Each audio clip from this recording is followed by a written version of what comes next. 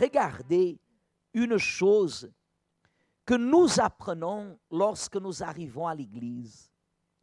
Au centre d'accueil universel, souvent, les personnes, elles ont l'habitude de comparer. Et nous, dans le centre d'accueil universel, on n'a jamais établi un projet, on n'a jamais suivi une direction en comparaison à qui que ce soit, si ce n'est que la parole de Dieu. Et même comme ça, on ne compare pas notre vie à la vie de personnes dans la Bible. Mais nous suivons la même orientation que des hommes et des femmes dans la Bible ont suivi et ainsi ont établi un témoignage que jusqu'à aujourd'hui, quand on parle de ces témoignages bibliques, faites attention à ça, mes amis. Faites attention à ça. Ne perdez votre vision, votre audition à une autre chose, si ce n'est que à ce que nous sommes en train de vous parler. Jusqu'à aujourd'hui, le témoignage de ces personnes demeure tellement réel, tellement véritable, que quand on parle de ces témoignages, c'est comme si on aurait vécu avec eux. Quand on parle, par exemple, d'Abraham, quand on parle de David, quand on parle de Gédéon, quand on parle, enfin, des hommes du passé qui ont écrit leur témoignage pour toujours, on parle d'eux comme si on aurait vécu ensemble. Pourquoi? Parce que le témoignage d'une personne qui a aimé Dieu restera toujours comme une flamme vivante qui ne pourra jamais s'éteindre. Alors nous, au centre d'accueil, souvent les personnes disent comme ça, au centre d'accueil, les pasteurs, les serviteurs, ils sont durs, ils sont directs, ils sont secs. C'est comme s'il manque cet amour, ce qui n'est pas du tout vrai. Bien par le contraire. Mais vous ne pouvez pas comparer l'amour de la foi et l'amour du monde. L'amour du monde produit des émotions, des sentiments, la nostalgie. L'amour de la foi, il nous amène toujours à évoluer, à avancer d'une façon actualisée. Par exemple, un jour, j'ai connu le Seigneur Jésus au centre d'accueil universel. Ça fait déjà quelques années en arrière. Aujourd'hui, je considère,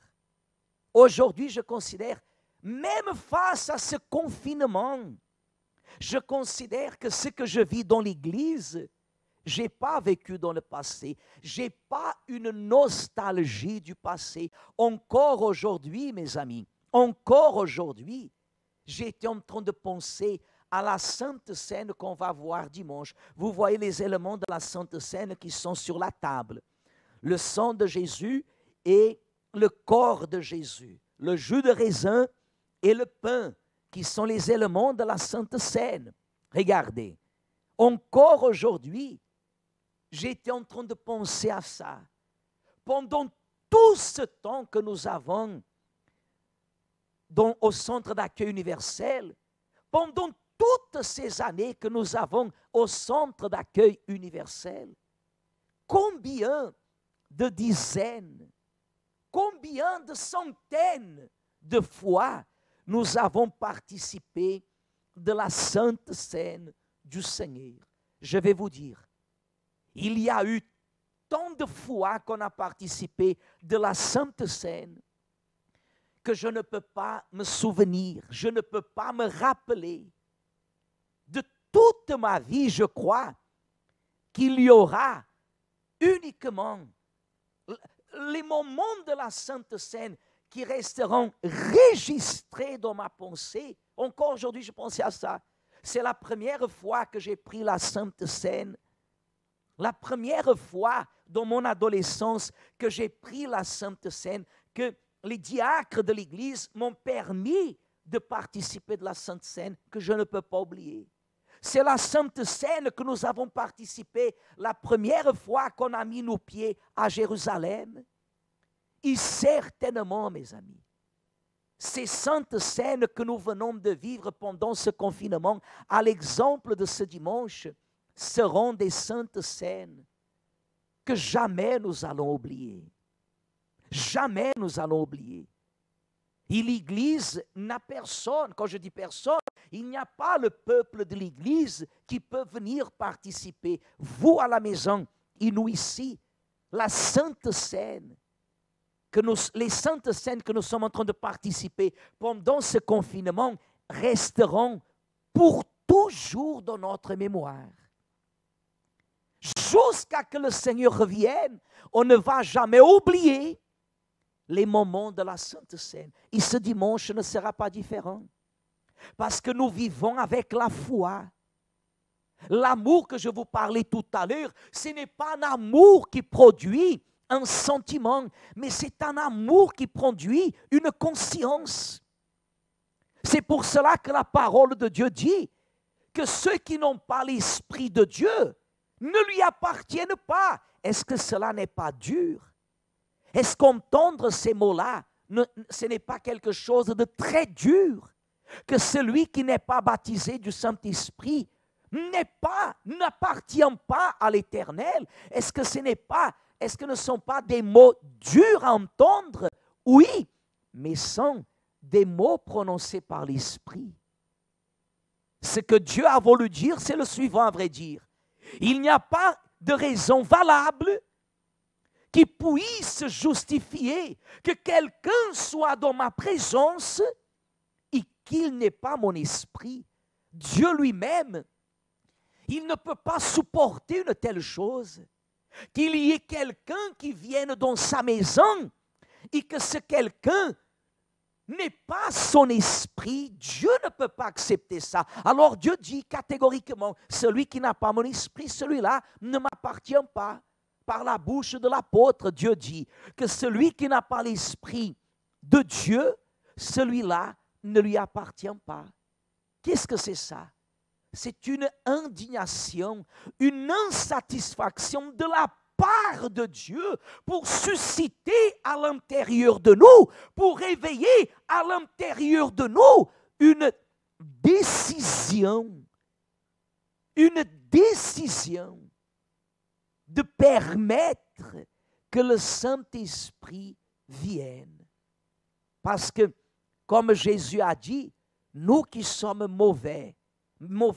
méchants, nous qui sommes méchants, c'est en tant que race humaine.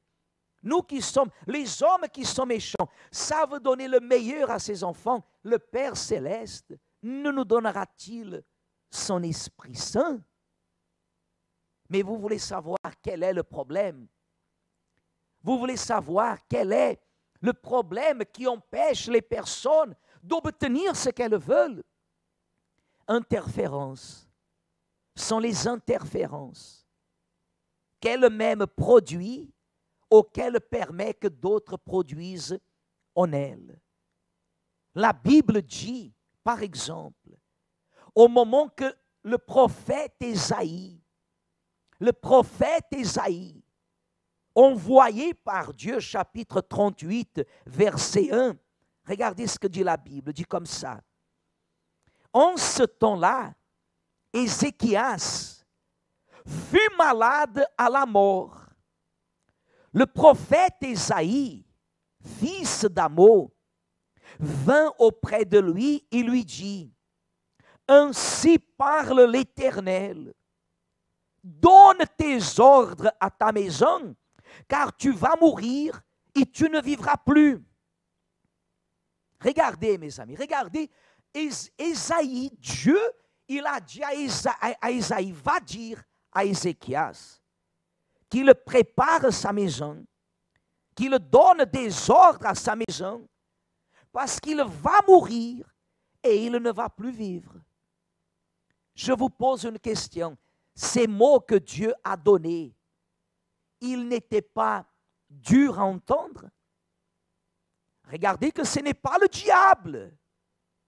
Parce que des fois, vous écoutez une parole du pasteur et au-dedans de vous, vous dites c'est attaché. Mais faites attention, parce qu'ici, ce n'est pas le diable qui a dit qu'Ézéchias, il allait mourir et qu'il n'allait plus vivre. Qui a parlé?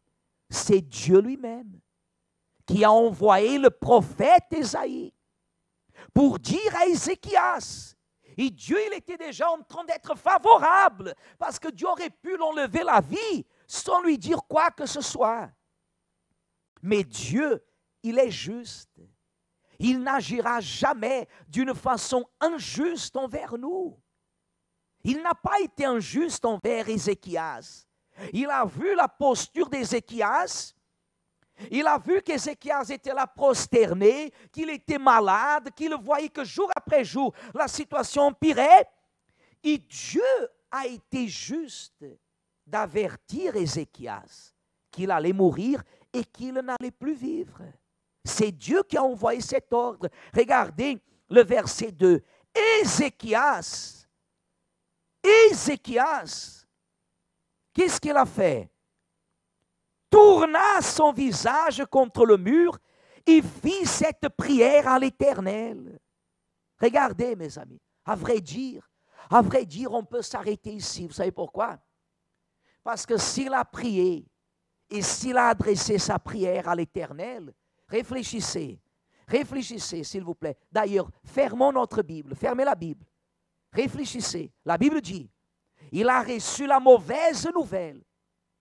Il était là malade, presque en train de toucher les portails de la mort. Il allait mourir.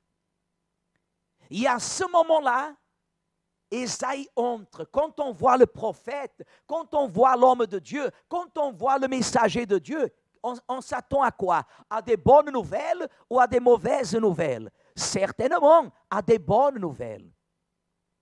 Ésaïe arrive et sans perdre du temps, direct, Ézéchias, donne des ordres à ta famille. Prépare ici la maison, tu vas mourir. L'Éternel a dit que tu vas mourir, tu ne vas plus vivre.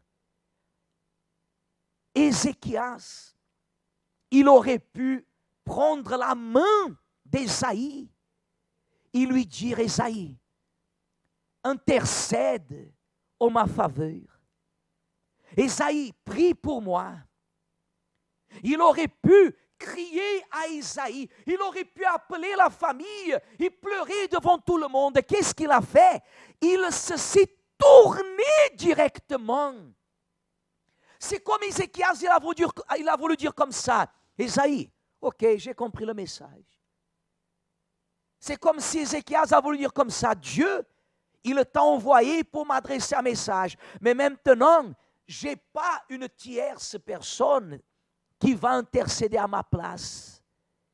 Et il s'est tourné contre le mur. Il a prié à l'Éternel. Voyez? Aujourd'hui, le problème, c'est que avant que la personne parle avec Dieu, elle a déjà posté sur Facebook, elle a déjà envoyé des WhatsApp à son groupe d'amis, elle a déjà parlé à son groupe plus proche que c'est un danger. Elle a déjà parlé à sa famille qui est là-bas à Luanda, à Lomé, à Abidjan, Kinshasa, à Brazzaville, à Bangui, qui est là en Guadeloupe, en Martinique, en Haïti. Elle a déjà divulgué à tout le monde.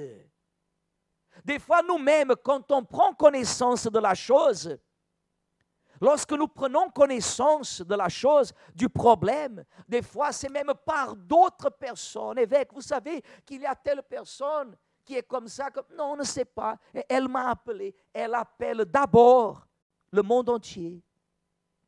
Et après, par la force des circonstances, elle commence à s'approcher alors du côté spirituel, des intercesseurs, des prophètes, des papas pasteurs, et etc., etc., elle a du mal à aller directement vers Dieu. En résumant, mes amis, pourquoi Dieu, il a dit qu'il nous donnerait son esprit. Vous savez pourquoi?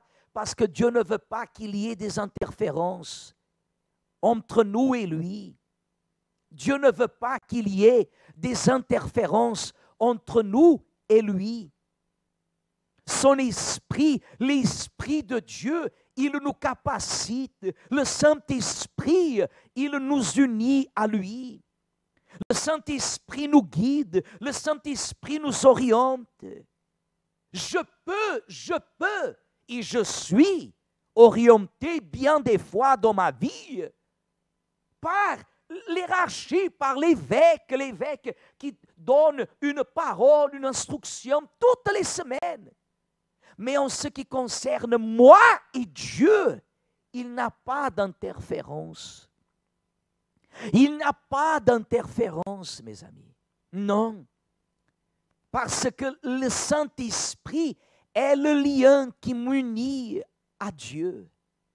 Quand la personne, elle est guidée par le Saint-Esprit, c'est là que vous comprenez pourquoi à l'Église, au bout d'un moment, c'est comme si on coupe avec la personne pour qu'elle ne vienne plus à s'appuyer sur le pasteur. On a déjà parlé ça à plusieurs fois dans l'Église. La personne, des fois, elle est appuyée sur un pasteur. Elle met sa confiance au pasteur. C'était le premier pasteur qu'elle a connu au centre d'accueil. C'est avec lui qu'elle a exposé les problèmes, qu'elle a commencé à changer.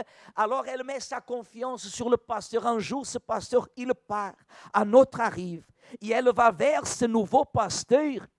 Et elle va agir de la même façon, sauf que ce pasteur est sec. Il est sec. Dieu l'utilise pour qu'il soit sec. Dieu vient même le former pendant un temps pour qu'il soit sec.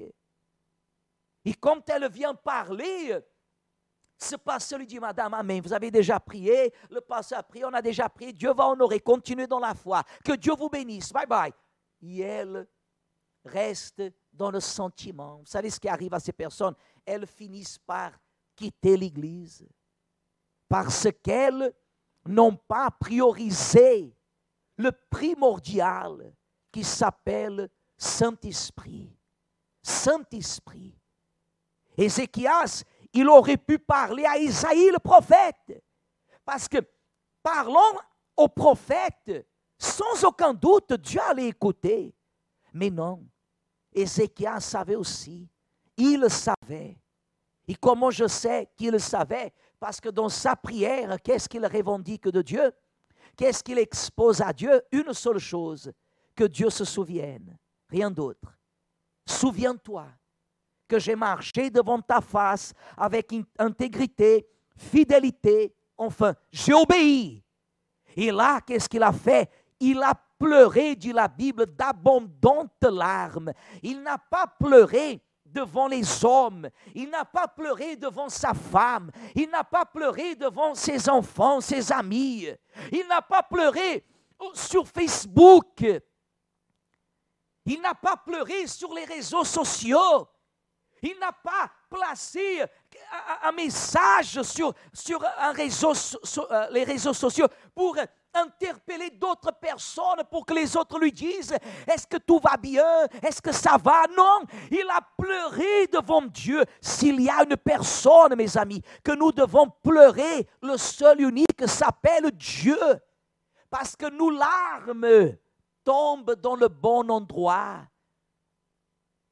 Nos larmes tombent dans le bon endroit. Lorsque quelqu'un qui dépend de Dieu pleure devant Dieu, les larmes, c'est comme si les larmes tombent entre les mains de Dieu. C'est pour cela qu'on a demandé de faire une prière par jour et de faire quoi? Essuyer vos larmes.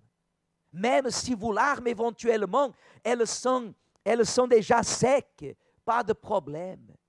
Des fois, ce sont les larmes qui parlent le plus. Mais c'est pour cette raison que le Saint-Esprit nous est donné aujourd'hui, pour que nous dépendions uniquement de Dieu pour que nous ayons une totale dépendance de Dieu. Amen, mes amis.